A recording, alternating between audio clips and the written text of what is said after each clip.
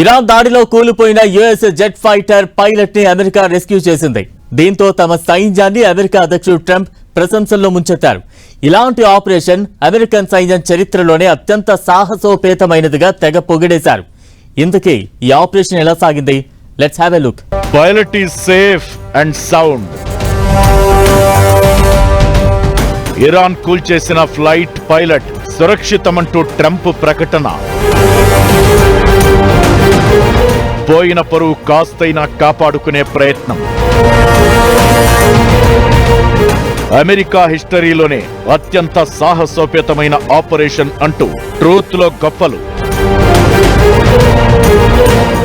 Iran గగనతలం ఇప్పటికీ తమ డామినేషన్లోనే ఉన్నట్లు బిల్డప్. రెస్క్యూకి ముందు ఏం జరిగింది? ఉత్కంఠభరితంగా 48 గంటలు. ఏప్రిల్ 3న ఇరాన్ 2 అమెరికన్ జెట్ ఫైటర్లను కూల్చేసింది. ముందు ఒప్పుకోకపోయినా అమెరికా తరువాత దాన్ని నిర్ధారించింది. అయితే ఇందులో F-15Eలో లో ఆల్టిట్యూడ్ లో సెర్చ్ ఆపరేషన్ చేస్తున్న పైలట్లలో ఒకరు మాత్రం మిస్ అయ్యారు. ఒకరిని వెంటనే రక్షించిన రెండో వారి ఆచూకీపై అమెరికా కూడా ఏ ప్రకటన చేయలేదు. మరోవైపు ఇరాన్ మాత్రం ఈ పైలట్ ని బంధించిన వారికి బహుమతి కూడా ప్రకటించింది.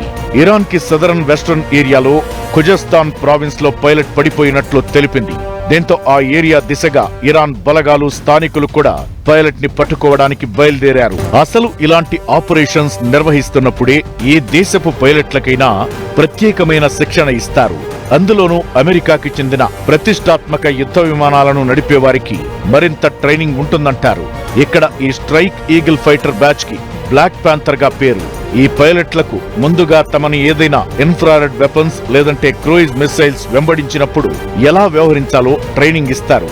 తప్పనిసరి పరిస్థితుల్లో విమానం నుంచి బయటపడేందుకు వీలుగా పరికరాలు కూడా ఉంటాయి. ఆ తరువాత ఎయిర్ ఫైట్ జరిగిన తరుణంలో ఖచ్చితంగా పైలట్లకు గాయాలవుతాయి. అలా గాయపడిన వారి శరీరాలకు వారే ట్రీట్మెంట్ ఇచ్చుకోవడం కూడా ట్రైన్ చేస్తారు. ఆ తరువాత అత్యంత కీలకమైన దశ ప్రత్యర్థి సైన్యాలకు చిక్కకుండా ఉండటం.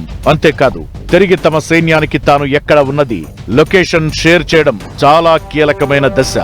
ఇక్కడ అమెరికన్ పైలట్ కూడా అదే చేశాడు. దీంతో అమెరికా రెండో పైలట్ కోసం రెస్క్యూ ఆపరేషన్ జరుగుతున్న సంగతి ఓపెన్ గా ప్రకటించలేదు. కానీ అతనున్న ఏరియాపై 24 గంటలు పరిశీలన పర్యవేక్షణ ఉంచింది. చివరకు అతన్ని సేఫ్ గా తీసుకొచ్చింది. అమెరికా అధ్యక్షుడు ట్రంప్ తన సోషల్ మీడియా ప్లాట్ఫామ్ ట్రూత్ లో చెప్పిన దాని ప్రకారం ఈ పైలట్ చాలా సీనియర్, హైలీ రెస్పెక్టెడ్ కల్నల్ గా తెలుస్తోంది. అంతేకాదు ఈ సెర్చ్ అండ్ రెస్క్యూ ఆపరేషన్ కోసం అమెరికా వందలాది యుద్ధ విమానాలను, భీకరమైన ఆయుధాలను వినియోగించింది. తమ పైలట్ ప్లేస్ తెలుసుకోవడం, ఆ తరువాత ప్రత్యర్థులు అక్కడికి చేరుకునే లోపే తాము వెళ్లడం కోసమే ఈ పకడ్బందీ ఏర్పాటు. పర్షియన్ గల్ఫ్ తీరానికి దగ్గరలో ఇరాక్ సరిహద్దుల్లో ఈ ఖుజస్థాన్ ప్రావిన్స్ ఉండగా US special operation forces, ground extraction teams వందలలో ఏర్పాటై navy seal team, air force special warfare operators, para rescue jumpers సహకారంతో ఈ ఒక్క పైలట్ కోసం ఇరాన్ లో ల్యాండ్ అయ్యాయి. హెలికాప్టర్ల ద్వారా ఈ బృందాలన్నీ పైలట్ సిగ్నల్ ఇచ్చిన ఏరియాలో దిగగా ఈ క్రమంలో ఆ ప్రాంతంలో ఉన్న ఇరాన్ సైన్యంతో పోరు కూడా సాగినట్లు తెలుస్తోంది.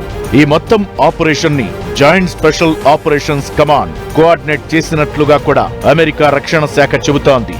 పేవ్ హ్యాక్స్ అనే సెర్చింగ్ కమ్ కంబాటింగ్ హెలికాప్టర్లు కూడా ఈ ఆపరేషన్ లో పాల్గొన్నాయి.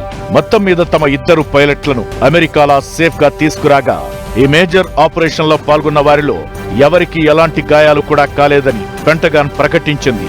అమెరికా రక్షణ వ్యవస్థ ఎంత పటిష్టమో ఈ ఎపిసోడ్ తెలుపుతుండగా అమెరికా యుద్ధ విమానాలు రాడార్లకు కూడా దొరకవని చెప్పుకోవడం మాత్రం వట్టిదే అని ఇరాన్ ప్రూవ్ చేసింది.